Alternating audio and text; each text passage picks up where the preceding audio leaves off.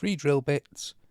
If you need a drill through metal, only one of these is going to do the job. Let's break it down. Wood bit, see that pointy tip? It's designed to pierce and cut through timber fibres. Put this on metal and it'll skate across the surface and go blunt almost instantly.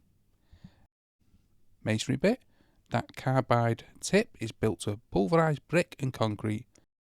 Hard but totally the wrong geometry for metal. It won't bite, it'll just spin and scratch.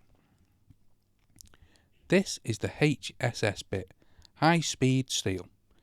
This is what you need for metal. See how the tip is ground to a point with those 2 angled cutting edges? That geometry is specifically designed to bite into metal and cut clean through it. A couple of things to get right as a beginner. Keep your speed moderate. Too fast and you'll overheat the bit and kill it. If you're drilling thicker or harder metal, a drop of cutting oil on the tip goes a long way. And always use a centre punch first, just a small dent in the surface so the bit doesn't wander when you start.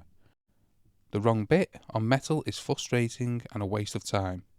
A HSS bit, right speed, and you're through it cleanly first time. Any questions, drop them in the comments below, and I'll see you in the next one.